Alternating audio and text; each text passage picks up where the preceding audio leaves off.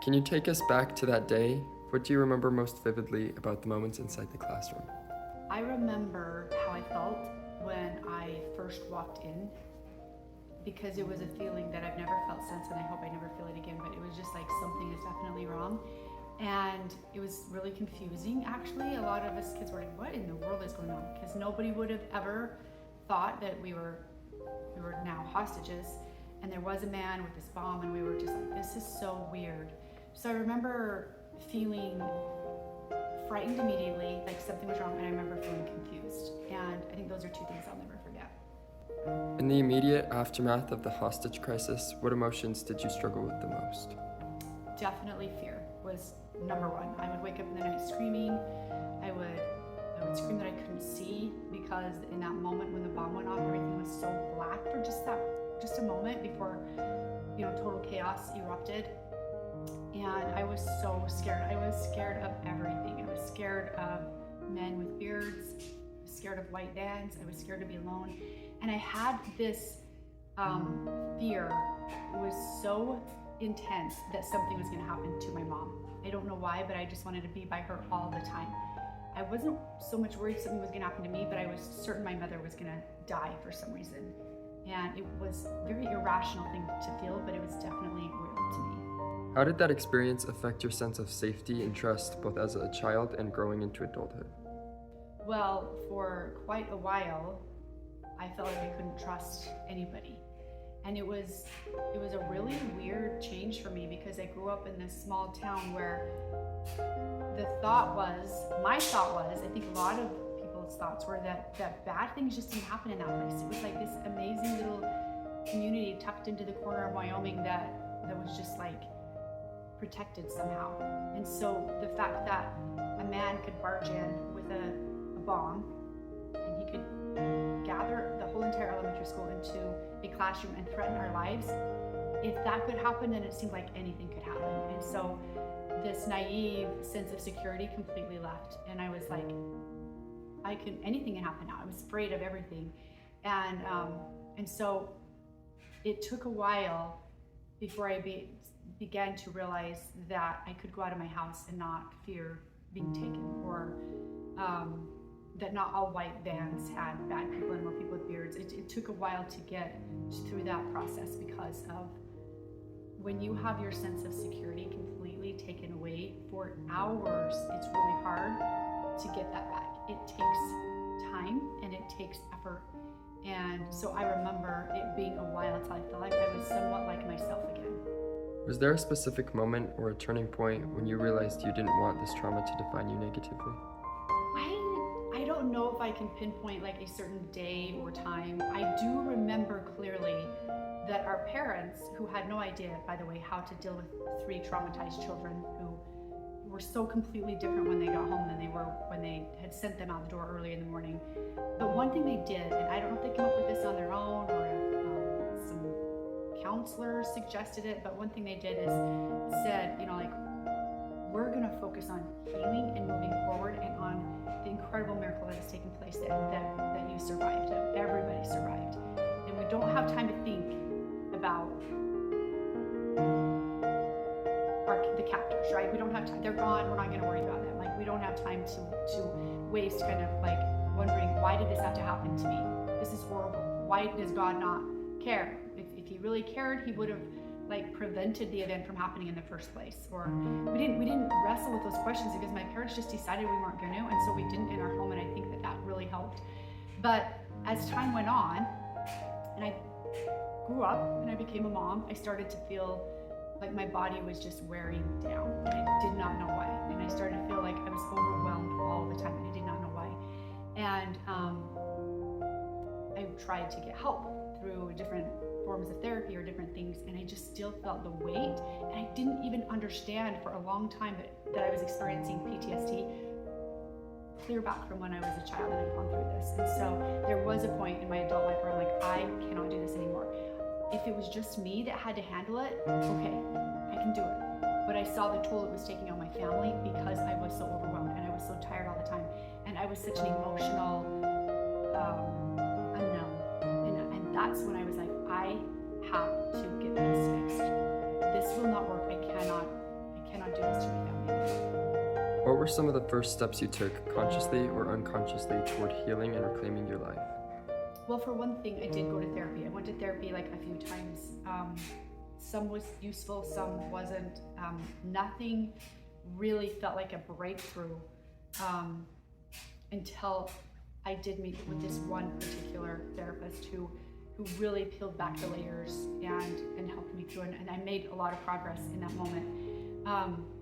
But truthfully, I think that in the past few years, I'm the freest that I've ever felt because of literally the things I've learned about the brain and about how it tries to protect us and about how we can manage our thoughts and emotions, and we don't have to feel a certain way. Like, I don't have to feel terrified if I don't want to. I don't have to feel angry about what happened. I don't have to feel like I've been cheated in some way because I went through something so hard and so traumatic. I can choose what I want to think about it. I can choose how I want to feel about it. And that has been life-changing for me. And that is why I feel such a passionate desire to help other people go through the same thing, because I know what that weight feels like, and I know how it affects every part of who you are, physically, spiritually, emotionally, mentally, like every single day, the energy you have and how exhausted you are, and I know how it affects the people around you. And I also know it doesn't have to be that way. It's not as simple as a snap of the fingers, but there are tools that make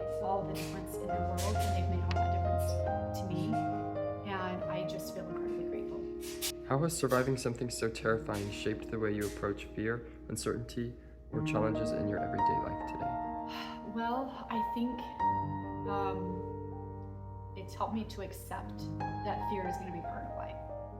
And it's helped me learn, that, I guess through the coaching that I've done, it's helped me learn that I can do things even though I'm afraid. And I also think, if I survived something like that, right? If I was able to get through that emotionally and overcome all those barriers to my mental and physical and emotional wellness, I can pretty much get through anything.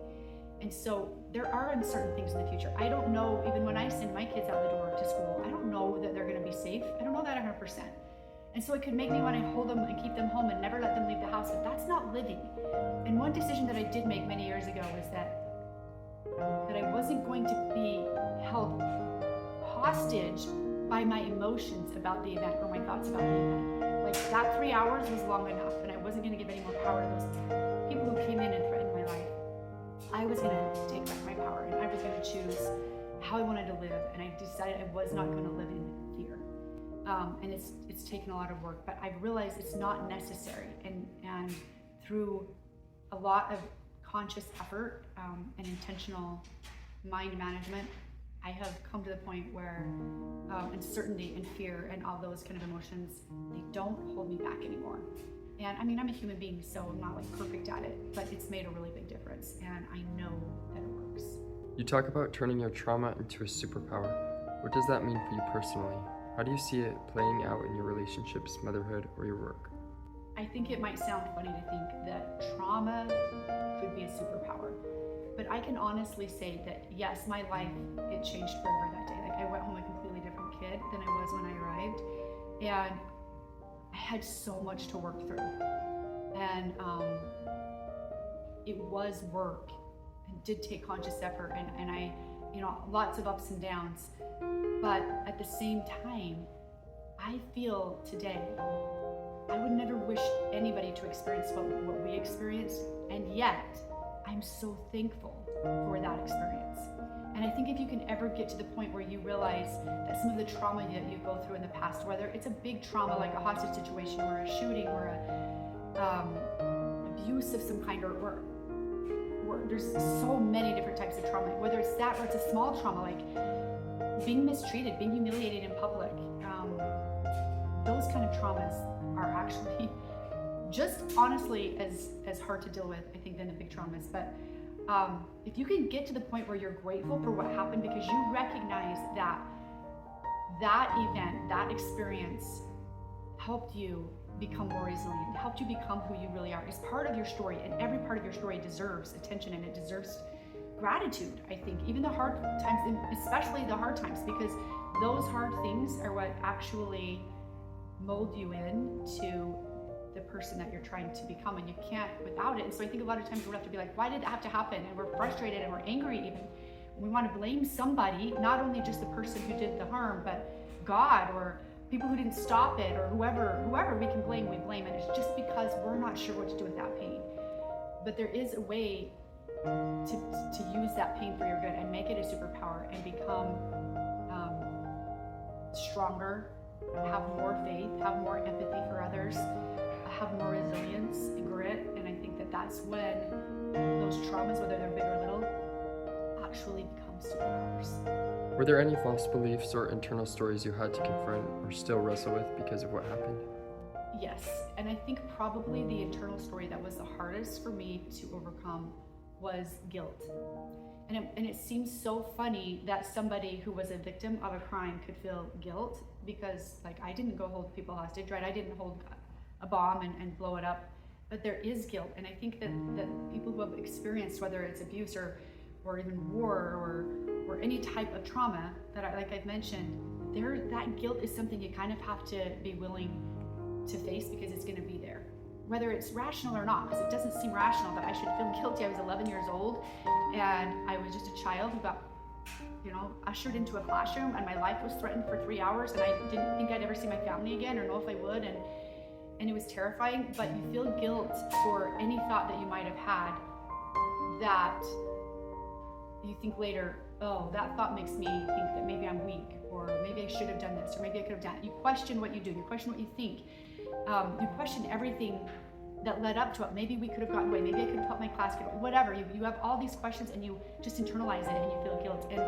another big one for those of us who survived this incident is survivor's guilt, because there have been a plethora of situations since that day where somebody came into a school and they did harm, right? Their intent was to harm people, and there's always casualties. And somehow there wasn't with us. Only the people who held us hostage died. And so sometimes I've been asked, like, well, why do you think you guys live when other people don't? And I don't have an answer for that, but it's easy to feel guilty because of that, even though that wasn't even in my control. And why would I feel guilty for surviving a traumatic event? Like, there's really no reason. So guilt is definitely one of the ones that I've had to face and work through. And I think that when we're willing to do that, healing comes at the other side. What would you say to someone who feels trapped in their trauma, big or small, still defining themselves by something that happened to them? It's so easy to have that happen. The victim loop, this idea that I was a victim of a crime, I was a victim of abuse, I was a victim in this school shooting, whatever it might be. Like, and we are, like, somebody did something to us without our consent, and it wasn't a good thing. So yes, you're a victim, but I think that it's easy to get on that loop and have a hard time getting off. And one thing that I have learned is that labeling yourself a victim is not useful, and it can prevent healing, because suddenly you feel helpless and even hopeless, and you feel like somebody needs to repair the damage that's been done, and it can really keep you stuck in the pain, stuck in the past, whether it is a big trauma or a small trauma, right? I don't know how many times we relive in our heads the things that happen. Some of these small traumas, when somebody says something really mean or mistreats us, we just keep reliving it again and again and feeling the pain over and over and over again. And it's so unnecessary. So the thing that I would say to anybody who is still struggling with any type of trauma, you don't have to be held hostage, you don't have to be the victim of a huge crime. These small traumas are so hard to get to the other side of. What I would say is you can. And nobody can do it for you, but you can, and you can empower yourself with the tools to turn anything that's happened in your past into something that is beautiful in its own way, just because it's helped you become who you are today. And who you are is extraordinary, and you wouldn't be the same without it. And maybe that does mean that you're a little more hyper vigilant and on edge, and maybe it does mean you're a little more careful, and that's okay.